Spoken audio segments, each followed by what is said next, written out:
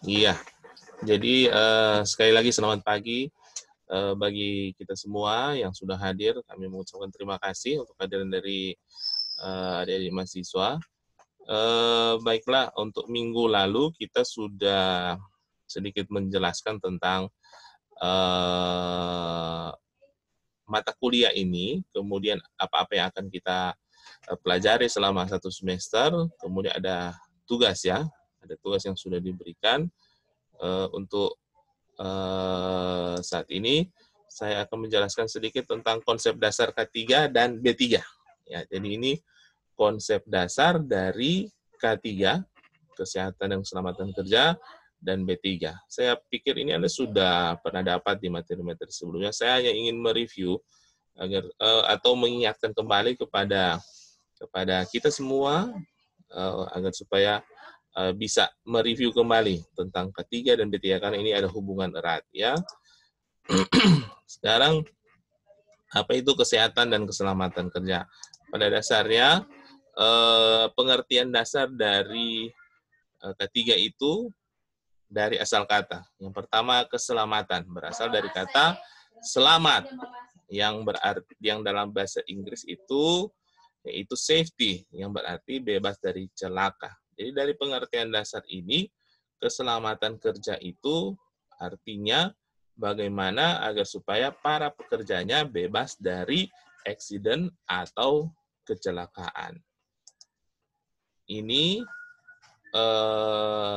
kalau kata kerja itu berarti kegiatan atau tempat yang dilakukan oleh manusia untuk mendapatkan sesuatu ya. Jadi ini untuk pekerjaan. Sedangkan keselamatan kerja ini ilmu yang mempelajari cara yang dapat menjamin agar para pekerja terbebas dari kecelakaan ketika melakukan pekerjaan ya. Jadi dari beberapa definisi dari asal kata tentang keselamatan kerja.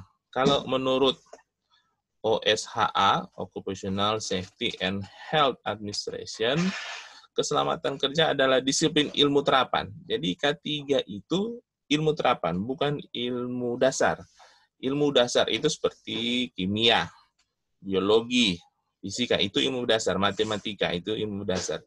Kita kesehatan masyarakat itu masuk ke ilmu terapan, yang dimana ilmu ini bertujuan menciptakan sistem kerja yang aman, atau bahasa Inggrisnya safe work system. Jadi bagaimana sistem kerja ini bisa aman agar supaya bisa menjamin para pekerjanya ini tetap aman, tidak ada terjadi kecelakaan, tidak ada terjadi gangguan kesehatan. Ya. Selanjutnya apa itu hazard? Hazard faktor intrinsik yang bisa dalam bentuk barang atau suatu kegiatan atau suatu kondisi. Jadi bisa berbahaya, bisa menyebabkan bahaya bagi para pekerja itu bukan hanya barang, tapi juga suatu kegiatan atau kondisi. Dalam hal ini ada sebentar nanti saya berikan contohnya. Jadi bahaya ini akan tetap menjadi bahaya tanpa menimbulkan dampak atau konsekuensi atau bisa berkembang menjadi kecelakaan bila tidak ada kontak dengan manusia ya. Jadi dalam K3 itu berhubungan dengan bahaya itu yang penting ada istilah tentang exposure atau paparan terhadap manusia. Sebahaya apapun suatu benda, sebahaya apapun suatu lingkungan, ketika tidak ada kontak dengan manusia, maka itu tidak akan bermasalah. Tetapi ketika di situ ada pekerja, ketika di situ ada manusia yang bekerja di dalamnya, maka bahan atau barang itu harus dikendalikan. Jadi itu. Jadi ini berhubungan dengan bahaya. Nanti sebentar kenapa ada hubungannya dengan paparan. Jadi tetap ya semakin lama kita berada di suatu tempat pekerjaan, maka semakin kita beresiko untuk mengalami masalah yang berhubungan dengan pekerjaan tersebut. Ya, ini ya. Ini ada proses kontak antara bahaya dengan manusia ada 3 mekanisme. Pertama, manusia atau si pekerja yang menghampiri bahaya. Jadi di lingkungan kerja itu biasanya kalau kita Anda sudah pernah ke pabrik, ke perusahaan, ada tanda-tanda bahaya. Di sini jalan licin, di sini bahaya dari atas dan sebagainya. Jadi biasanya ada 3 mekanisme. Yang pertama, pekerjanya yang menghampiri bahaya. Kalau hal ini sebenarnya bisa dikendalikan agar supaya si pekerjanya atau si manusianya tidak datang menghampiri bahaya, ya. Tapi ada yang memang mau tidak mau harus datang, harus bekerja di tempat tersebut. Nah, ada pengendaliannya nanti sebentar. Kemudian yang kedua, bahaya yang menghampiri manusia melalui proses alamiah. Jadi ketika kita bekerja, pada dasarnya misalnya secara proses alamiah lewat ventilasi, lewat sirkulasi udara dan sebagainya, itu bahaya yang menghampiri. Jadi kemudian manusia dan bahaya saling menghampiri. Ini proses kontak. Jadi ada 3 mekanisme bagaimana proses kontak antara bahaya dengan manusia sehingga bisa terjadi yang namanya kecelakaan atau masalah pada kesehatan pekerja. Selanjutnya ini jenis-jenis bahaya yang ada banyak jenis bahaya, ada banyak kalau Anda baca di internet, di buku-buku ada banyak sekali. Tapi saya hanya mengelompokkan yang ini. Ada 4. Fisik, kimia, biologi, dan psikologi. Ya. Jadi ini ada 4 ini. Fisik seperti suhu dan seterusnya. Kemudian kimia itu bahan-bahan kimia, ya.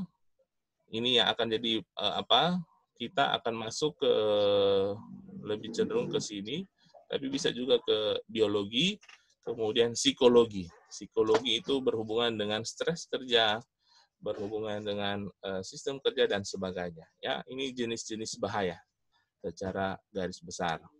Selanjutnya sumbernya dari mana? Sumber bahaya itu dari mana? Ya, yang pertama tentunya dari manusia. Bisa dari manusia itu sendiri, kemudian bisa dari peralatan yang tidak didesain dengan tepat, tidak dirawat dengan baik, sehingga bisa terjadi kerusakan, bisa terjadi masalah. Kemudian ada material atau bahan yang secara kimia memang memiliki sifat toksik, kemudian lingkungan, ya. Jadi sumber dari bahaya itu bisa dari manusia, dari peralatan, dari material atau bahan, dan lingkungannya. Jadi ini semua harus dikendalikan. Jadi bukan hanya mengendalikan peralatan, tapi harus dikendalikan juga material atau bahan, lingkungan, dan manusia. Ini semua 4 hal ini harus dikendalikan agar supaya bisa menghindari terjadinya masalah pada kesehatan. Nah, ini saya sempat baca ini tentang historical path from safety engineering to culture change. Jadi, bagaimana perjalanan, kalau di epidemiologi itu ada dikenal perjalanan alamiah penyakit, kalau di K3 ini mungkin yang bisa salah satu yang mirip dengan hal tersebut, yaitu bagaimana perjalanan perlindungan kesehatan keselamatan mulai dari awal sampai pada perubahan budaya. Karena kalau sudah perubahan budaya berarti memang itu sudah baik. Ini yang tanda-tanda itu proses dengan risiko tinggi. Jadi risiko masih besar. Kemudian ini sebenarnya kemudian butuh waktu yang lebih panjang seperti tentang engineering yang berikutnya education atau adanya promosi kesehatan, membuat pendidikan kesehatan bagi para pekerjanya itu lebih lama, lebih membutuhkan waktu yang lama adanya perubahan daripada dengan dilakukannya law enforcement atau kebijakan dan peraturan. Kemudian di sini berhubungan dengan perilaku dan ada kerja. Jadi ini perjalanan perlindungan kesehatan keselamatan mulai dari engineering hingga kerja di pelabuhan. Selama dengan menjamin pola statistik kecelakaan itu sebenarnya semakin lama diharapkan kecelakaan atau gangguan kesehatan itu terhadap pekerja itu semakin sedikit. Kalau yang ini masih berfluktuasi ya, karena masih awal yang ini kerjanya sudah bagus, budaya ketiganya bagus, maka pasti kecelakaan kerja itu akan melandai atau bisa dinamakan ya. Ini rekayasa engineering, teknik, dan seterusnya. Contohnya penggunaan sistem sabuk pengaman, itu paling efektif, paling cepat kalau memang pakai, tapi itu tidak akan efektif jika ada penolakan. Jadi ketika kita menggunakan kendaraan di tempat kerja, maka ini berhubungan dengan ada tidaknya penolakan. Kemudian penggunaan sabuk pengaman ini saya berikan contoh ini, tidak akan efektif jika tidak ada polisi, maka orang saja tidak memakai alaman. Kalau di tempat kerja, walaupun sudah ada aturan, jika tidak ada petugas ketiga yang mengawasi, maka saja tidak menggunakan tidak menggunakan terusnya. Jadi harus ada polisi yang di suatu perusahaan atau suatu tempat. Itu tugasnya dari pekerjaan, dilakukan setiap hari, setiap pagi sebelum dilakukan pekerjaan, itu harus dilakukan pertama dan akhirnya akan menjadi kebiasaan. Dari pengetahuan naik ke sikapnya naik ke tindakan, maka akan ada perubahan perilaku. Akan masuk pada tahap yang keempat. Perilaku dari manusia akan jadi pembentukan budaya. Jadi ini timeline-nya, perjalanan. Jadi perjalanan waktunya bagaimana mulai dari melakukan rekayasa engineering budaya, perubahan budaya di tempat kerja atau pada masyarakat. Ya, jadi ini tahapannya ya. Jadi bisa ada yang bisa cepat dimengerti. Ini pengendalian bahaya. Pengendalian bahaya ini Anda sudah pernah dapat? Monica sudah dapat? Ini Salsabila yang pengendalian 5 pengendalian bahaya. Semakin atas semakin efektif ya. Dan ini eliminasi sumber bahaya, substitusi, eliminasi bahayanya. Kalau bahayanya misalnya merkuri misalnya di tempat pekerjaan pengolahan emas atau emas atau tambangan rakyat, biasanya itu masih menggunakan merkuri, itu jangan guna merkuri. Kemudian itu yang digunakan. Kemudian modifikasi kerja. Jadi modifikasi caranya lebih sedikit. Pengendalian pekerja supaya pekerja nyaman. Jadi ini basicnya itu mengurangi bahaya. Ya, basicnya mengurangi bahaya. Jadi bahayanya dikurangi di sini. Bagaimana eliminasi, bagaimana mensubstitusi atau melakukan modifikasi. Sedangkan 4 yang ini itu berhubungan dengan bagaimana tenaga kerjanya aman. Ini mengurangi paparan kerja. Jadi bagaimana ada administratif kontrol, prosedur, aturan, pelatihan, dan seterusnya. Dan yang terakhir penggunaan alat pelindung diri. Jadi di tempat kerja itu yang paling direkomendasi dilakukan yang ini. Kalau yang tahap A, kalau memang yang 4 ini memang bisa dilakukan, tapi tetap bahaya. Ada potensi bahaya. Jadi APD ini, mengapa kita harus selalu menggunakan? Karena ketika ada administratif kontrol, ada perancangan atau modifikasi, ada substitusi sudah dilakukan, eliminasi sudah dilakukan, ketika identifikasi bahaya, maka harus menggunakan APD. Jadi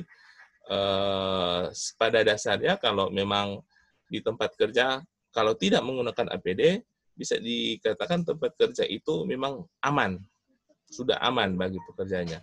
Tetapi kalau memang di tempat kerja itu banyak APD yang harus digunakan, semakin banyak APD yang digunakan, sebenarnya semakin berbahaya tempat kerja tersebut. Ya, karena kegiatan eliminasi, substitusi sudah tidak bisa sudah tidak bisa melindungi para pekerjanya, sudah tidak bisa mengurangi atau mengendalikan bahaya. Nah, jadi tetap ada bahaya, sehingga kita harus pakai APD. Semakin banyak jadi menggunakan APD, justru semakin tinggi risiko bahayanya. Jadi itu, ya.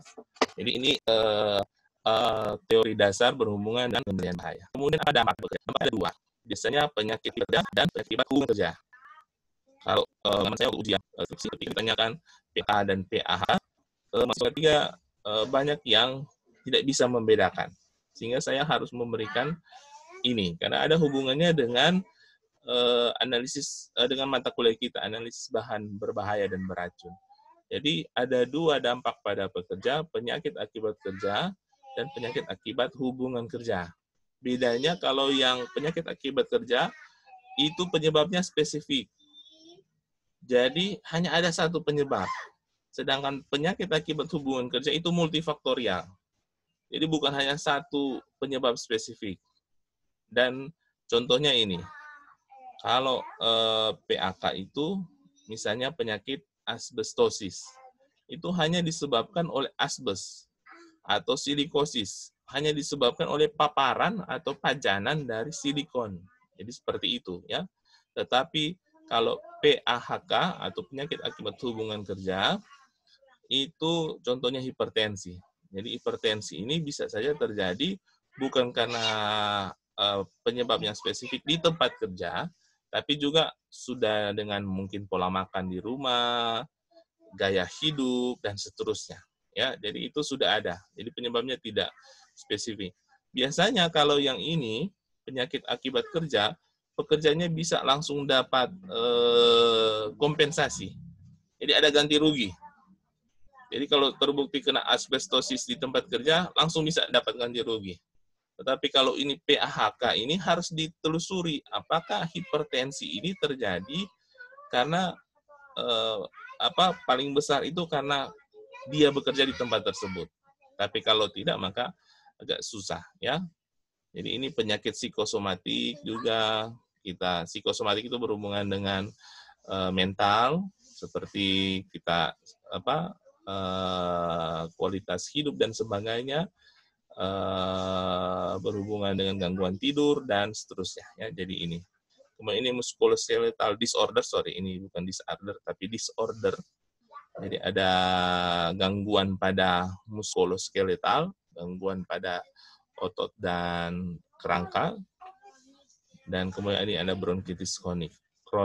Ya, ini dampak pada pekerja ketika tempat kerja bahayanya itu tidak bisa dikendalikan dengan baik. Ya, ini kode presensi hari ini. Jadi silakan dicatat waktu pengisian presensi sampai jam 9 untuk kelas B. Ya, Salsabila dan kawan-kawan kan kelas B. Jadi silakan jam 9 paling lambat sudah harus diisi. Jangan sampai telat ya, karena kita ini kuliah nggak mau sampai jam 9. Karena ini sudah tinggal sedikit lagi materinya. Karena Anda ada tugas akan saya berikan di akhir slide ya. Sudah dicatat? Ada yang belum catat? Silakan dicatat. Kode presensinya ini jangan sampai salah. Jangan sampai salah satu huruf. Kemudian diisi di portal Inspire sebentar setelah kuliah ya. Kuliah kita mungkin 15 menit lagi paling panjang ya. Selanjutnya bahan berbahaya beracun. Kemarin saya sudah sedikit menjelaskan tentang bahan berbahaya beracun itu yang disingkat dengan B3, tetapi kalau di suatu tempat kerja itu ada B3, maka harus biasanya ada 5 B3. Ya, ini sepertinya dua hal yang tidak bisa dipisahkan.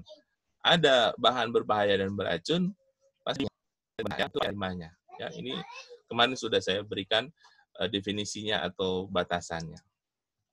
Kategorinya kemarin sudah ada, ini sudah jadi tugas ya. Salsabila tugasnya sudah dikumpul belum?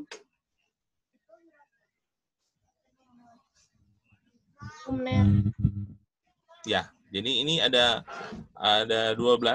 Ini kita akan bahas pertemuan ini.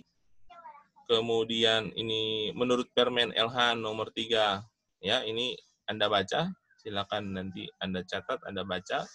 Anda harus membaca ini karena ada hubungannya dengan kategori B3, ada 200-an, sekitar 200-an saya sudah baca. Ada yang bisa digunakan, ada yang penggunaannya dibatasi, ada yang memang tidak bisa digunakan. Jadi ada 3 kategori. Ini kategori B3 ini. Ada yang bisa digunakan, ada yang bisa digunakan tapi harus dibatasi. Berapa banyak penggunaannya, itu ada batasannya. Anda baca di Permen LH nomor 3. Kemudian ada yang memang tidak bisa digunakan, ya. Kemudian ini kategori limbah B3 menurut permen yang sama ada 9, ada infeksius sampai tabung gas yang bertekanan. Jadi ini kategorinya. Kemudian faktor yang mempengaruhi tingkat bahaya apa? Pertama, cara masuknya. Cara masuknya ini kalau dengan hirupan saja atau lewat sistem pernapasan itu bisa membahayakan, maka bahan berbahaya dan beracun ini tingkat bahayanya tinggi. Ya, kalau harus kontak itu biasanya masih rendah.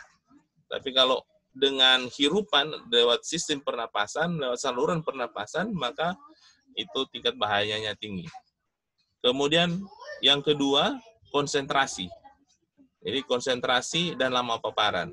Semakin tinggi konsentrasi, semakin tinggi tingkat bahayanya. Begitu juga sebaliknya. Semakin lama paparan, maka semakin tinggi juga tingkat bahayanya. Konsentrasi dan lama paparan ini, jika dua-duanya konsentrasinya tinggi, paparannya tinggi, maka semakin tinggi juga bahayanya. Konsentrasi tinggi, lama paparan rendah, itu tingkat bahayanya biasa masuk pada tingkat bahaya sedang. Atau sebaliknya. Walaupun konsentrasi tinggi, paparannya rendah, maka tingkat bahaya masuk sedang, bukan ringan ya. Jadi tetap masuk sedang. Kalau yang rendah atau ringan itu jika konsentrasinya rendah, lama paparannya juga rendah. Jadi seperti itu. Kemudian efek kombinasi bahan kimia. Karena ada bahan-bahan kimia itu kita harus tahu ketika kita menghirup sesuatu karena ada yang bersifat akut. Jadi ada bahan-bahan kimia yang bersifat akut. Untuk cara menyembuhkannya kita harus tahu apa bahan kimia yang kita hirup. Misalnya sianida, yang kita menghirup sianida atau kita makan sianida, itu kita harus tahu. Sehingga cara penanganannya juga berbeda antara sianida, merkuri, formalin, boras, dan seterusnya itu berbeda-beda. Kemudian yang keempat itu kerentanan calon korban atau para pekerjanya. Karena setiap pekerja itu punya respon yang berbeda. Tergantung dari imunitas dari si pekerja. Ada pekerja yang imunitasnya rendah, ada pekerja yang tidak bisa kena debu, langsung iritasi, ada pekerja yang tidak bisa terkena satu benda, maka dia iritasi. Ya tergantung dari kondisi si pekerja atau calon korban paparan ya. Jadi ini faktor yang mempengaruhi tingkat bahaya. Ada 4. Jadi ini harus diketahui dan ini penting ya. Anda harus mengingatnya. Jadi 4 hal ini yang mempengaruhi tingkat bahaya. Semakin banyak ini terpenuhi dengan maka semakin tinggi tingkat bahaya. Selanjutnya tata laksana untuk bahan berbahaya dan beracun. Pertama, kalau di tempat kerja itu harus diidentifikasi dan diinventarisasi bahan berbahaya dan beracunnya. Kemudian yang kemarin saya sebutkan harus ada lembar data keselamatan bahan B3 ini. Jadi di situ sudah ada lembar data, informasi-informasi, ini sifatnya apa, ini berapa jumlahnya, dan seterusnya. Kemudian harus menyiapkan sarana keselamatan B3, bahan berbahaya dan beracun. Minimal ada lemarinya untuk tempat penyimpanan, karena penyimpanan bahan berbahaya dan beracun itu tidak boleh asal-asalan ya, karena ini berbahaya dan beracun. Baru namanya saja itu sudah tidak baik. Jadi harus ada lemari penyimpanan yang khusus. Kemudian harus ada tempat penyiraman badan. Jadi kalau kita terkena bisa ada tempat untuk kita untuk tempat penyiraman badan atau body wash, tempat mandi dan sebagainya. Di tempat kerja itu harus menyiapkan, apalagi yang berhubungan dengan bahan berbahaya dan beracun. Pengalaman saya ketika kerja di laboratorium, apalagi laboratorium kimia, pasti ada ini, penyiraman badan. Jadi ada chamber khusus ketika kita merasa terkena bahan kimia itu, maka kita akan langsung masuk di situ, kemudian kita akan langsung diguyur dengan air supaya bahan kimianya akan ikut terlepas dari tubuh kita dengan air. Ya. Kemudian harus ada pencuci mata. Jadi kalau Anda ke laboratorium kimia dan sebagainya, biologi juga, maka hal ini harus ada. Kemudian harus ada alat pelindung diri, kemudian ada rambu-rambu atau simbol bahan berbahaya, dan yang terakhir ini spill kit. Ya, ini menyiapkan sarana keselamatan bahan berbahaya. Kemudian berikutnya selain itu harus membuat SOP-nya. Jadi SOP dari bahan berbahaya dan beracun. Bagaimana pengelolaannya? Bagaimana formalin itu? Bagaimana formalin itu dikelola? Jadi harus ada SOP-nya, harus ada pedomannya. Bagaimana merkuri dikelola? Bagaimana sianida itu? Ya, itu harus ada SOP-nya.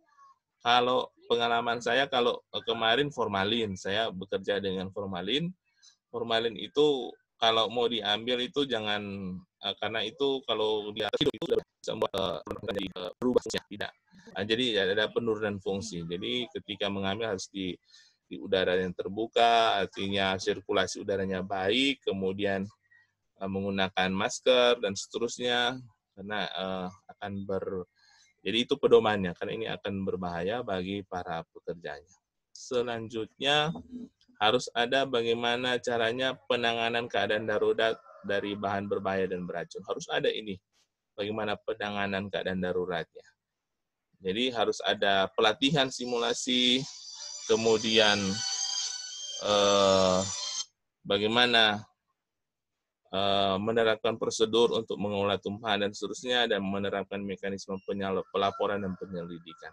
Biasanya kalau kita ke perusahaan, kalau Anda sudah magang, maka setiap 1 minggu 1 kali mungkin ada pelatihan simulasi ketika kebakaran atau ketika tanah goyang atau gempa bumi. Nah, itu biasanya ada simulasinya supaya ketika memang terjadi, orang-orang yang bekerja di tempat tersebut sudah familiar apa yang harus dilakukan,